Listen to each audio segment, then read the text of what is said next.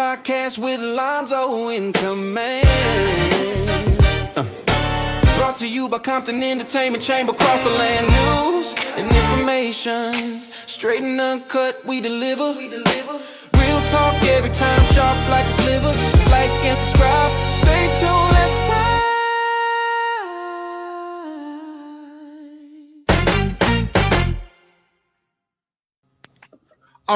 All right, folks. Good afternoon. It's about 1 o'clock on a Wednesday afternoon. My name is Lonzo, the president of the Compton Entertainment Chamber of Commerce and the editor for the Hub City Legend newspaper. And like I've told y'all before, I am looking to interview all the candidates running for mayor for the city of Compton. I've been doing things like this for the past 25, 30 years. Some of y'all may know that, some of y'all may not. The gentleman I'm interviewing today, I've interviewed him many times in the past. He was a regular on my show, Issues in the Hood. He's running for mayor in the upcoming election for 2026. We know him as Bishop Guillory. How you doing today, Bishop Guillory? I'm amazing. Thank you. How are you? Glad to have you on the show, sir. Glad to always be here. I'm going to ask you the same questions I asked my last guest, which was Tootie Atkins. And the first question I'm going to ask you is, why are you running for mayor? I'm running for mayor because it is very important that the people who are vested in this city, who are stakeholders in this city, that we step up in the corruption, fix the systemic problems in Compton that have been here for as long as I've been alive, and I'm 56 years old. Number one, the city of Compton, if you live in the 10.2 square mile city, there's no hospital. We pay the highest taxes in the Los Angeles County. Only 12 cities in the whole entire state make their property owners pay for the full pension of their employees. They call them the Dirty Dozen. Okay. We don't have adequate law enforcement in our community. It's unsafe. We have street takeovers, home invasions, rapes, robberies. And when you talk about public safety, you have to think about this is a very aging community. And we have a lot of seniors that are being forced to get a second, refinance their home, or even do worse, do a reverse mortgage just to pay their taxes, right? And so at this point, we look around and we say, well, this is not a community anymore. This is a tax-paying hub that allows everyone else around us, every other community, to flourish. We pay more sales tax than anyone around us. So I have to come in because I have a vested interest and say, enough is enough. We can't continue to be the highest paying tax participant in the county, and we get the worst services in the county. You know, right now we're looking at many of the homeowners being told that we're going to have another half-cent tax on our sales tax to keep hospitals and facilities open. We don't have them here in Compton. So, you know, it's tax this, it's tax that, it's tax. We're overtaxed. There's no more taxes. There's a tax to breathe in here. And right now, when we look at it, we have a blighted city. We have a corrupt administration. We have people looking and saying, listen, we're giving y'all one more. What are you going to do? So as the public safety chairperson, I explained to the council that we could not become a sanctuary city. And with all due respect to every person that is elected on that dais, I explained to them that we are a federally chartered city. Therefore, if we were to entertain becoming a sanctuary city, as a lot of cities have done, and now they're taking the backlash of having their federal funding pulled. We're looking at the state of California, which 3 years ago had a surplus. In fact, we had our governor in Florida talking about that surplus.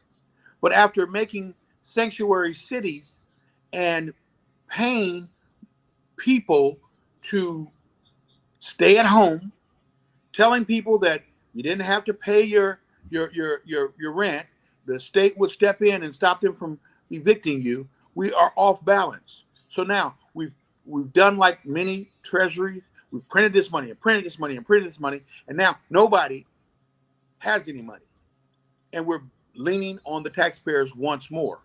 The taxpayers are saying, I'm sorry, I've held the stained banner as long as I can. Now, Lonzo, you've been in Compton and around Compton for a very long time, a lifetime, I can say. Pretty much. When you look at the seniors that are paying the taxes that never get a break on their water, on their trash, on their property taxes, on their sales taxes. Let's talk about what Compton used to have. Compton used to have its own hotel. It was the first city in the country that the city itself owned a major hotel. It was sold. We had a Compton drive-in. The property was sold and money was given so that they could build houses. The mayor administration at that time had to take the person to court and get it back. We had Britt Mitchell Chevrolet, the first black dealership in the city of Compton that opened up a whole entire, on the city property, a auto square, even before Cerritos Auto Square. Property sold, money given to a person to build some homes.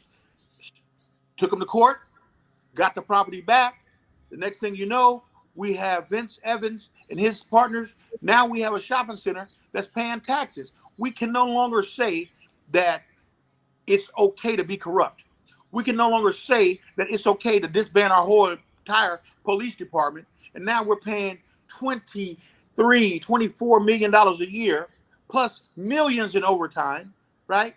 And we don't feel safe, and we don't feel as safe as we did when we had our own Compton Police Department. It's a time that we stop kicking a can and lying about history and lying about the fact that under black leadership that this city flourished. It needs to be under non-corrupt leadership. And I'm going to open up the city as a multicultural community. I'm not going to say this is a black community or it's now a Mexican community or illegal immigrant community. It's an all-American city in America. We have to take an oath to the Constitution of America. And in doing that, we say, if we have given people in this community opportunities that they haven't been given anywhere else, not even in the country that they came from, we have given them opportunities in this city to flourish, to be able to be a part of the community. I am going to be, and I am that person that's going to stand up and talk truth to power. And one of those powers that I'm going to be talking to is the cartels that are coming into our city, buying property, putting illegal immigrants in those properties, making them work on our corners as slaves, selling burritos and tacos and flowers and corn and all these other things. Do you think that a person would come to this country and at this time, at this stage in our country, allow themselves to be a slave? You can look at the faces of even the ones that they bring to our council and make them stand up and talk about parking tickets and how they feel bad about this. Ask yourself the question, how did a person who doesn't have legal documentation spend money and buy 900, 100, let's even say $1 million property with no paperwork to prove where the money came from? There is a time when we stand up and we say, we have to be the right person at the right time to not just say it. Don't give campaign promises about fixing streets when you know it costs millions of dollars to fix the streets. Don't come up here and talk about, oh, I'm going to make it better for you when they don't even make it better for themselves. We have people that don't even pay their own damn bills. But yet they're going to tell you that if you elect them, they're going to pay your bills. We have people that I would challenge and say, let me see your taxes. Let me see your taxes that you paid in Compton. Let me see how much money, as old folks used to say, or Capital One used to say, what's in your wallet? How is it that you want to be the mayor of Compton, but you're not paying property taxes in Compton? How can you say that you want to run $100, $200, $300, $400 million business and you've never run a successful business? Not one of them, right? So my time is now. We are going to emancipate all of those persons that have been a slave to paying taxes, a slave to the cartel, a slave to the corruption in the city of Compton. We got people that get three water bills, and they're paying these water bills. And when you stop and not say, well, wait a minute, I get more water bills in the city of Compton than I get any other bill that comes through my mail. Okay. And when you don't know, then you end up getting them to take your water meter, and now you got to go and wait a week to get your water turned on. We can't keep doing our seniors like that. Our seniors have held the stained banner. This is a place that had pride. We need to bring that pride back to Compton. I know it's been a long dissertation, but you asked me a question. Why now? And that's why. All right. Okay. Now, some of those things we're going to address some of those things in a few minutes. But as I move down my list of questions, what's your education? Well, my education is I'm college educated. I grew up right here in the city of Compton from K through high school. Graduated Dominguez High School, went to Chester Adult School, where I was allowed to go to Martin Luther King Hospital, and I was able to become an emergency trauma tech. And from that, I was able to go to Sacramento, American River College. I was able to work at UC Davis Medical Center as an emergency trauma tech, Kaiser North, Kaiser South as an emergency trauma tech. And I think that for me, my greatest education was 8.5 years in a California state prison where I was wrongfully convicted, and I was allowed in 8.5 years to practice and study law, not only for my own case, but for other inmates. We were able to change and amend the 3 strikes. We were able to bring brothers out of prisons. My education, my greatest education, came from the state of California, where I can now challenge the board and be a certified legal attorney. However, I decided that I would work with other law firms.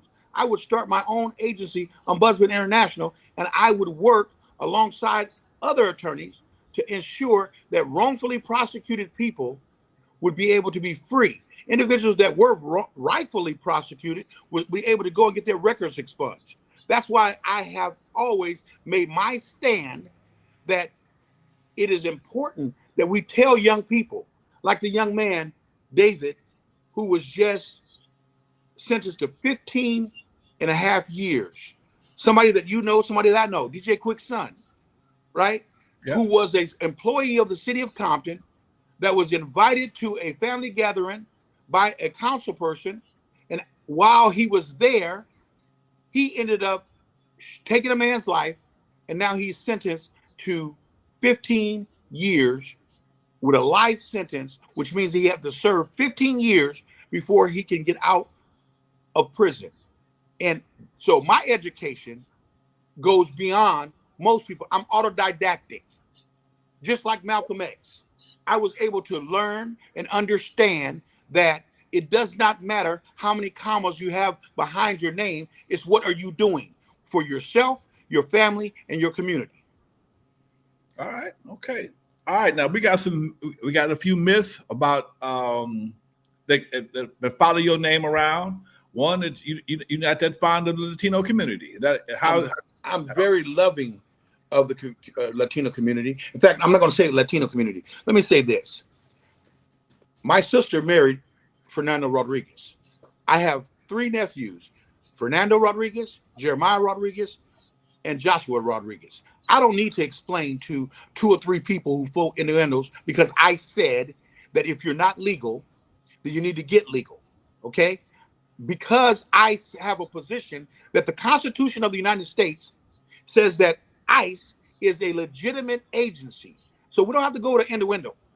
What I said is what I said then. When I ran for Congress in 2007, it was said that if we don't strengthen our borders, we will be dealing with what we're dealing with right now. What I will say to the people that say that I don't like Latinos, I would say when the cartels were burning a few days ago and blowing up things, and I didn't see any of these people with these Mexico flags out there fighting in Mexico. Why is it that people believe that you can come with a Mexico flag in the United States of America and you can fight the government about laws that are instituted for everybody to follow? It's interesting that when I was out there with my real Latino brothers and sisters, Asian brothers and sisters, and African brothers and sisters, and Haitians fighting this administration about mass deportation in his first term, I didn't see these people. The people that come up to the council and say that this person, it's kind of funny how if you have to pay a ticket, then the person that wrote a ticket for you is racist. It's funny how when a person says, if you have to bring papers proving, when I go out of the country, I have to have my passport. When I stop at the customs, I answer the questions respectfully. When I come back into the country, I have to answer questions. And what I am saying, that those persons who are passing that narrative don't know who I have with me, around me, and who is going to help me win this election, June 6th, and they will be surprised at how many people that are Mexican, not Latino, Mexican, that I went to school with, that know that this is some BS. You have an organization who is saying that they're a chamber of commerce, yet you're out here fighting and get involved in politics. If you're a 501c3, you should not be doing that. But I will say this to them: good luck. That narrative will not stick on me. You do not have control of how I see myself and how I truly am. So no, I'm not a racist. I'm not against the Latino people. I am for law. You cannot be the chairman of the Public Safety Commission and say, I'm going to support one segment of our community to be able to put up an app and say ICE is in town, or to say it's okay. The people that ICE targeted in our community were drug dealers, were murderers, were individuals that were habitual individuals that have been deported but can constantly come back. And when I said, if we're going to be a safe community, it has to be a safe community. No, I do not support lawlessness, but if they check the record, they'll see I have fought the white community, the black community, the Asian community. When you're wrong, you're wrong. I was the one who went to Judge Carlin's door and knocked on her door and served her with recall papers when Natasha Harlins was murdered over a bottle of $1.39 orange juice. I was the one that was in Jasper, Texas, when they decided to recall the entire black city council because they hired a black chief of police.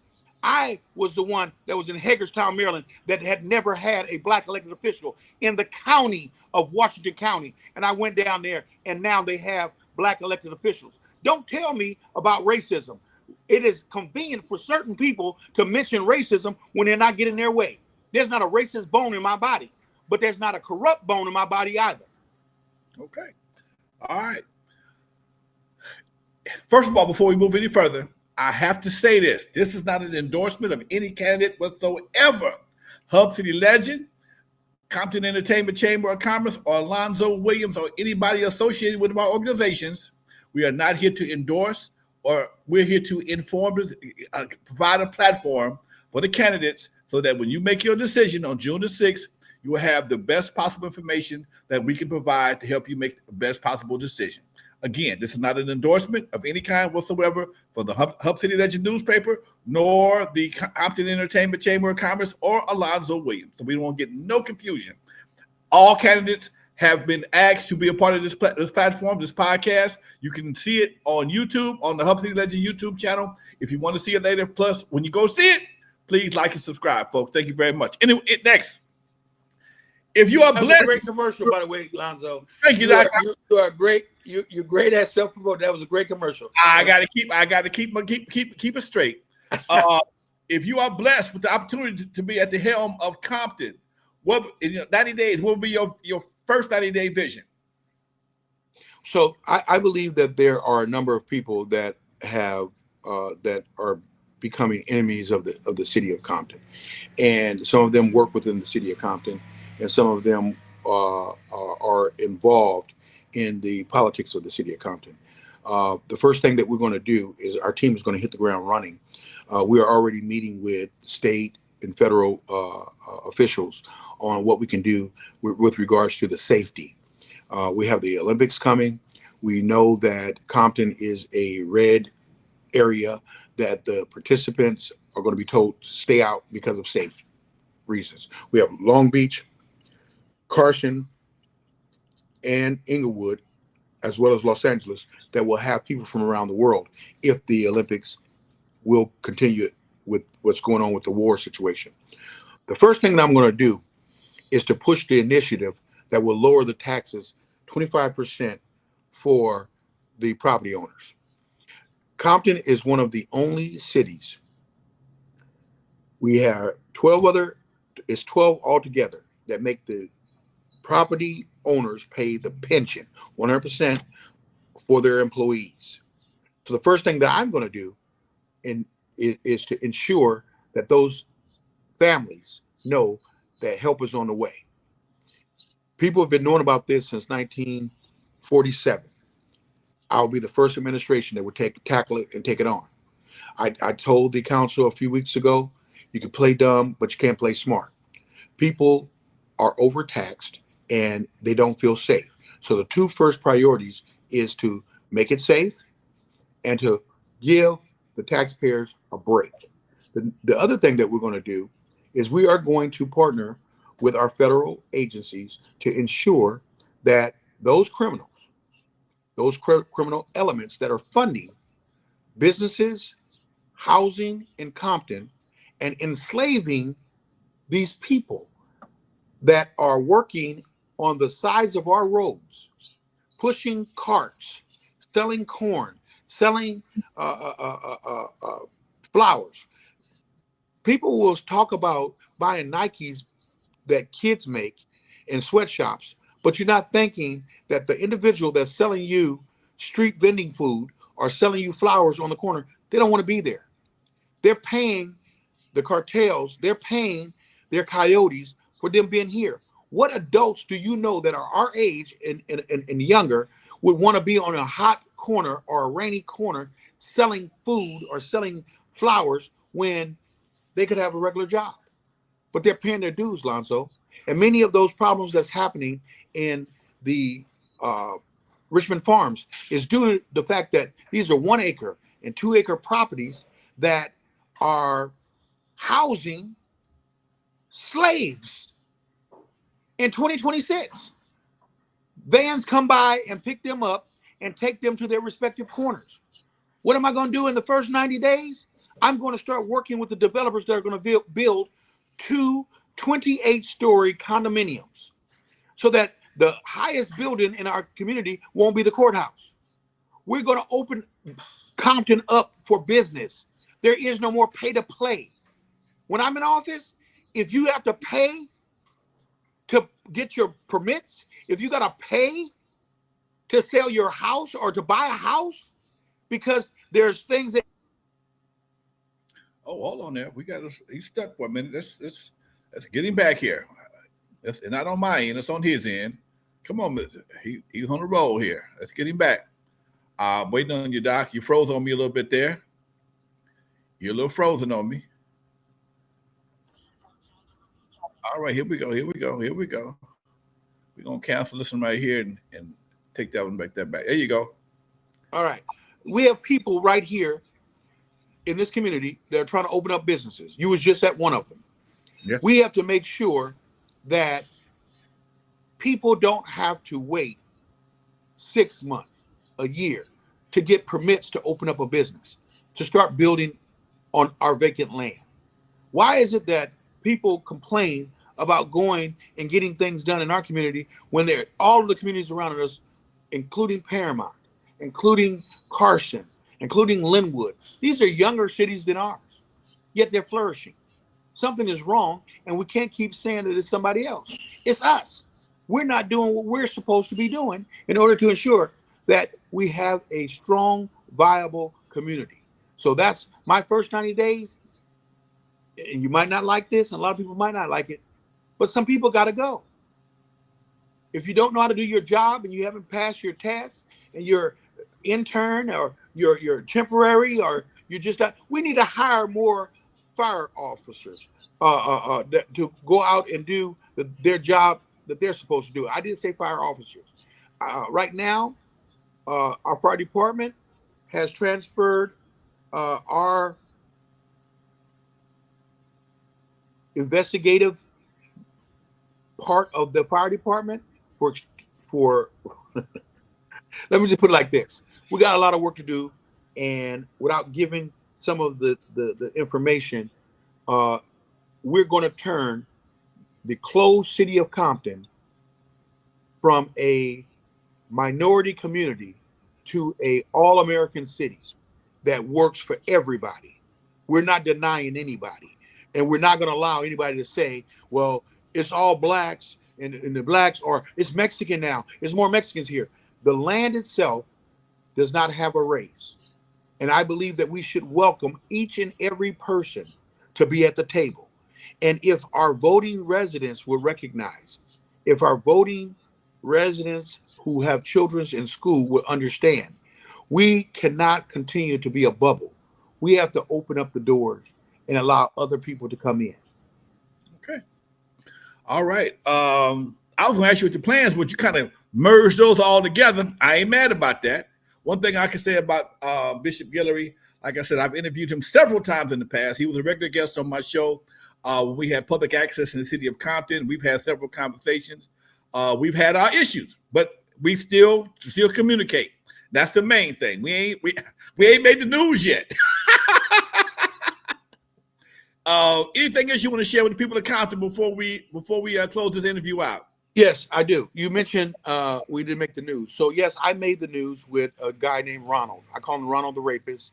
His name, his AKA is Najee Ali. He was brought to Compton because he thought that he would be able to bully me and get me to support this sanctuary city notion that these people believe that they have a right to. Najee, or should I say Ronald, find himself taking pictures with victims' families. And in most cases, that would be ambulance chasing when you take those families directly to attorneys to represent them.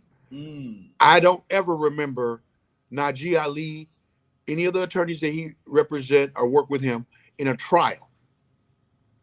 What they do is they file these lawsuits and they settle with the families, make the families settle for money, because if they went to trial, they know that in most cases they would lose. But if you have people yelling and screaming and, oh, this is a bad thing, this is a bad thing, we have to understand that we are a country of laws.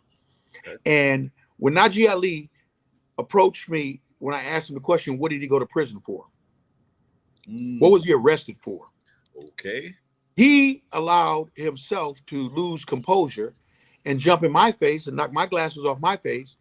And I was a public official. You strike a public official, that's a felony. Yet he ran his snitch butt over to the sheriffs to try to have me investigated. He's under investigation. Well, first of all, if I would have responded, then he would be in jail. I'm not a snitch. And as I would tell most snitches, Compton takes care of Compton. I'm fighting for those people that are stuck in Compton. I'm not stuck. My children, my family, we're not stuck. But I have a fiduciary responsibility to fight for the people that are here and that are going to be here. And you're right. I will fight. Don't put your hands on me. That's just a part of my culture. I'm not apologetic for anything that I've done in my past, because that's what has made me be here right now with you in my future. I'm a very successful businessman. I have integrity. I don't need the money, so I'm not going to take a check from the city of Compton. I'm not going to use their credit card because they're not going to put my name on one of them. And I'm going to fight for the people.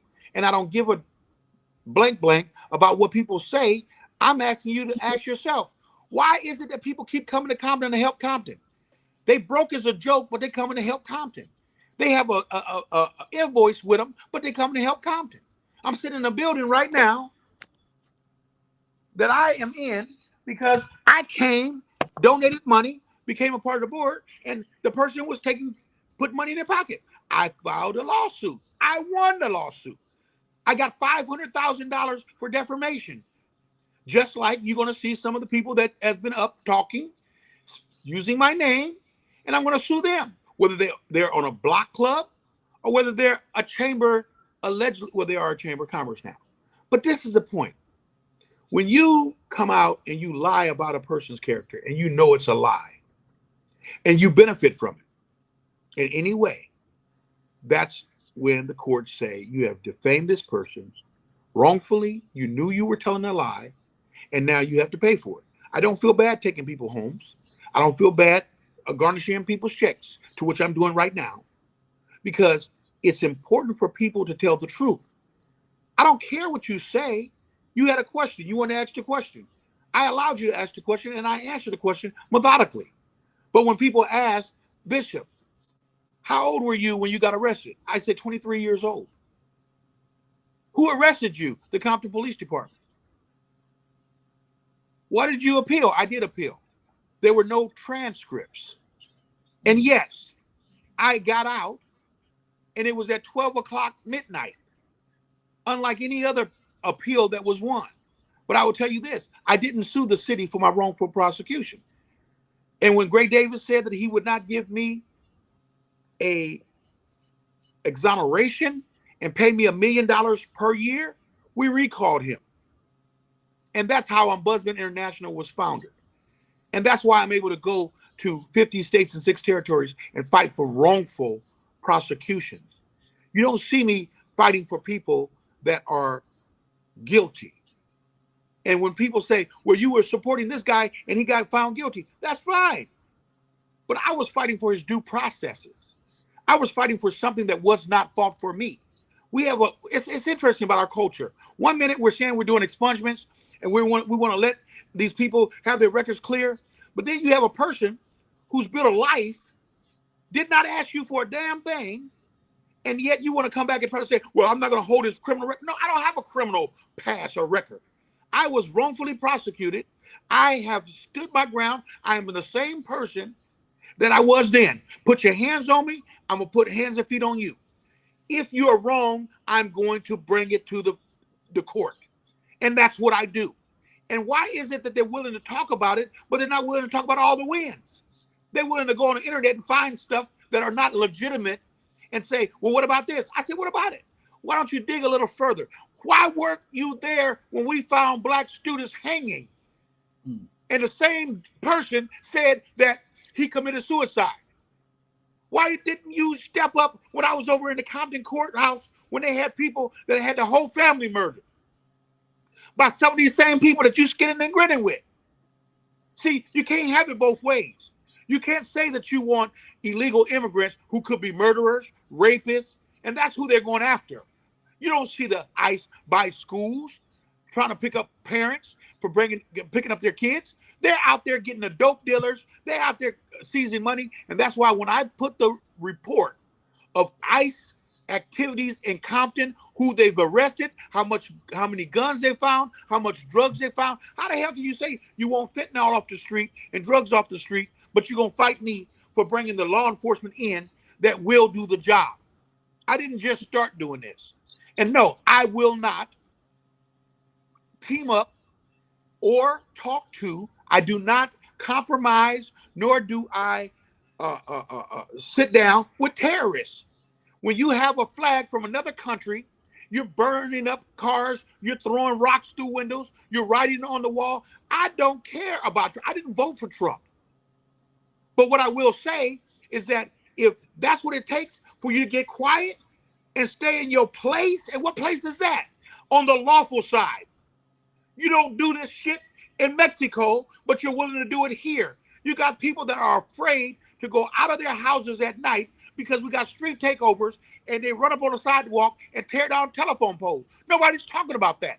You had a Mexican bakery that these same kids that y'all say, oh, ran in the bakery, tore it up, drove a car through the window. Didn't see those two people who say, I don't like Mexicans. I didn't see them there. I've never seen them lead a Mexican-black coalition. It's always black people talking about, let's have a coalition, black and brown love. Everything that we do, we talk about them. We taught Cesar Chavez how to protest. We died in these streets for the rights that we have. Hell no, I am not going to support people coming up and threatening us, saying that they're 70% of this city and we should bow down to them. They did it last night at the council meeting. They said, we will get you out of office. Well, get them out of office. And why don't you run for office? It's easy to say, I got money, I made a lot of money. Run for office. There's still time. Maria Villarreal, the other little pig lady, run for the seat. It's easy to sit back and throw rocks at somebody. It's easy to ask for somebody's resignation or we demand. How the hell you gonna demand? You're not even legal. So I will say this. I am going to work for the people for free. I'm not going to charge you a dime. I'm not going to steal your money. But I'm also not going to pretend that I'm this super nice person that's going to allow anybody to say or do anything to me. Yes, there is a passion. And I'm afraid of people that don't express that in passion. Because when I look at the black folks that's out there right now and they're saying, hey, you know what? Can I get a break on this? These same people who you skinning and grinning and taking pictures with, they're not man enough or woman enough to lower your taxes. They're not man or woman enough to tell these people no. I don't give a darn if they're the union. I don't give a darn if they're the cartel. I don't give a darn if they're the Democrat Party. I am not going to yield when my people are paying the highest taxes and getting the least services. We need change, and we need to stop putting retarded people in office. We need to stop putting people who don't. We're talking about education. What is education if you've never run a business? Being in the city of Compton, you realize there's been businesses that come and fail. There's been businesses that want to do the best they can. They even give food away and do all that. Lonzo, how long have you been in Compton working? And how long have you been trying to bring a museum? We got land, man. We got buildings, but we're too busy trying to take care of. Do you know that the prostitutes in this city have a place that they can go take a shower and a break? Yeah. But yet they say they don't want prostitution. You got council members going down there saying, yeah, we give them bags of this and bags of that, but you say you don't want prostitution. How do you make it comfortable for somebody to sell their bodies walking down the street naked and you give them a place to stay, but you got senior citizens, we got veterans that don't have a place to stay? I don't think we got, you know, hey man, it ain't quite the same. I've been down there before. I know the lady that runs that organization. It's not a pit stop for hoes. I mean, for prostitutes. It's not a pit stop, sir. Hey, tell the truth, Lonzo. It's a refuge. Tell the truth and shame the devil. It's a refuge. It's a refuge. Hey, listen. I need a refuge from these taxes that I'm paying, Lonzo. I need a refuge. Give me a refuge. I got my tax bills. I pay a lot of taxes, man. I don't skirt from them. I'm going to say this, Lonzo. I appreciate the work that you're doing, man. You're right. We don't always get along because but I will call you. If I have an issue with you, I will call you. I'll call you back. It's not a fight. And so that's what people didn't understand about what happened. You know, first of all, the city was closed. They lied. They did use an AI picture saying that the blacks and Latinos were all in unison to get rid of Bishop Guillory. That was an AI picture. That was not a picture of our city hall. And then to have go and get your kids out of school so that you will have people at your press conference, even though it was just the two ladies or two women and Najee Ali, you went and got your kids to make it look like you had some people. Then later on at the council, you take that picture and put it out there like the people. I don't have a problem with the people calling for my resignation. Lonzo, it takes 4 votes to remove me from the planning, from the personnel commission, or from this commission, public safety. I resigned and running for mayor and will be the mayor because I'm tired of the shenanigans. It's no more time for kicking the can. Either we can or we can't. I can't, I won't, and I will never compromise my integrity. Okay. If people want City of Compton to move flourish, we need to bring citizens in. Nobody's going to come in for I want to say that word, but I'm not going to say it. Show, right? You stop with the feces show. Okay. Tell the people what you can do and do that. And I'm going to tell you like this. You can't go forward looking in the rearview mirror. And all I'm going to say to all of the people, I'm not against anybody. When people ask me about Little O, I don't have anything, but I consider Little O, I knew him when he was a kid. I remember the first time that his dad ran, when he came and sat with Robert Henning, my mentor in Linwood. He was a teacher. And he said, Mr. Henning, Mayor Henning, I want your endorsement. I want to run for city council in Compton.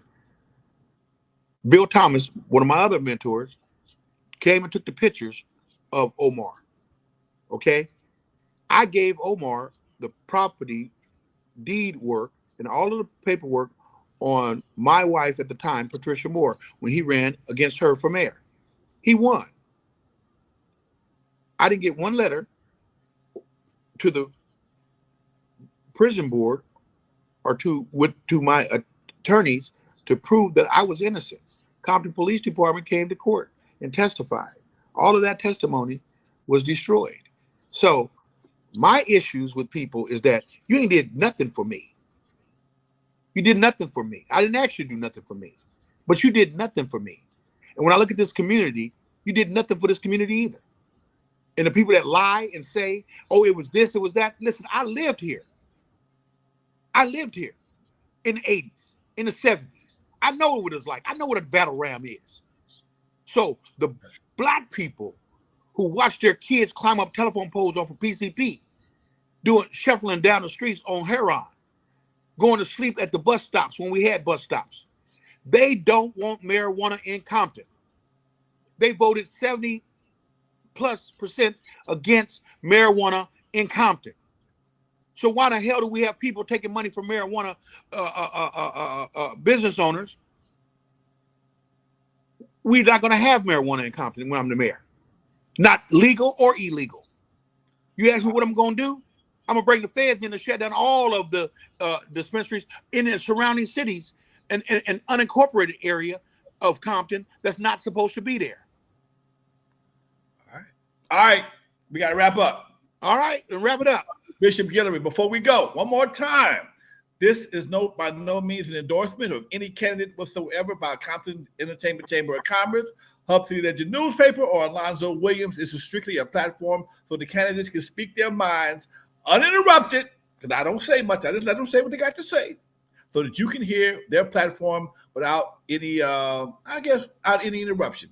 Thank you for your time, Bishop Guillory. All right, now let me tell you. Yes, sir. There's a lot of endorsements. My endorsement is from God. And I got that signed, sealed, and delivered. That's the only endorsement I need. I have other endorsements. Well, let me tell you something about an endorsement.